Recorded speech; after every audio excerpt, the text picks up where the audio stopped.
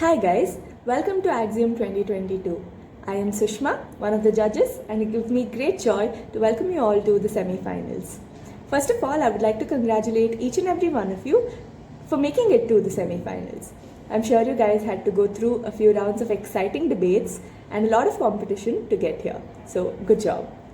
Now, coming to the motions for the semifinals. Since you have been debating over the past couple of days, I'm sure you guys understand how the for and against of parliamentary debate motions work at this point. Today's motion is a regret motion, and I'm going to just be explaining to you the basics of the regret motion and how I would go about this, but feel free to interpret it in your own way and have fun with the debate. The motion is that this House regrets the idealization of motherhood. Now, looking at the debate in two perspectives, the government and the opposition, right? Now, what is the government trying to do? It regrets the idealization of motherhood. The first thing that I would do is define each and every term in this debate as to what idealization means and what it entails, what motherhood means and what that entails, and why the government regrets it, right? Now, this can have multiple perspectives, with the perspective of the women, the perspective of the society, the perspective of children, and how it affects and impacts every one of these stakeholders, right? On the opposition side, we are saying that the status quo is okay, and we are okay with the idealization of motherhood, as we see that that is what is prevalent in the society in today's world, and that we do not regret that narrative. Now, we can say that why this is either beneficial or why there's no harm as such as the government is saying. So we can speak about this also in terms of the stakeholders, as in how it is good for the women and how important this is. We can also go ahead and define as to why this idealization is necessary or justified. So we can do that, or the glorification instead, as to how the government is regretting. The opposition can go ahead and say that the glorification of idealization of motherhood is completely justified and should be done. So these are the different stakeholders and different perspectives in which the debate can move forward, and this is how I would go about it.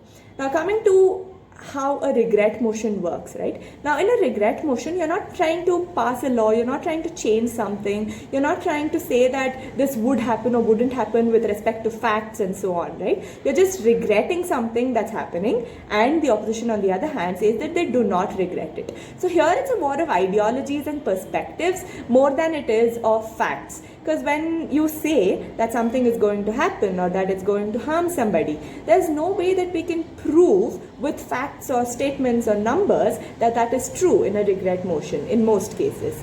But it's more of how you put across your motion and how you explain your point that gives that point more credibility, right? So in a regret motion, at least I would believe that it is important that whatever ideology or whatever narrative that you're trying to regret or not trying to regret, make sure that you properly personify that idea, make sure that the idea is strongly built in your case from the beginning, right?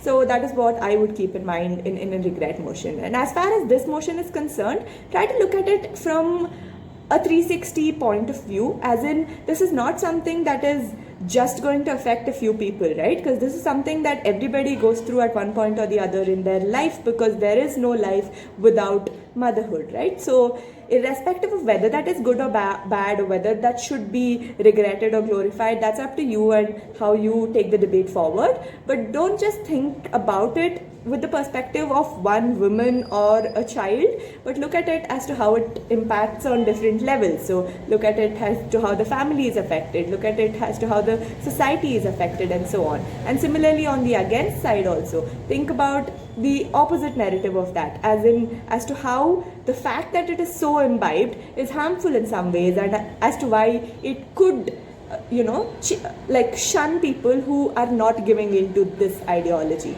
So yeah, those are just some of the brief points that come to my mind as soon as I think of the topic.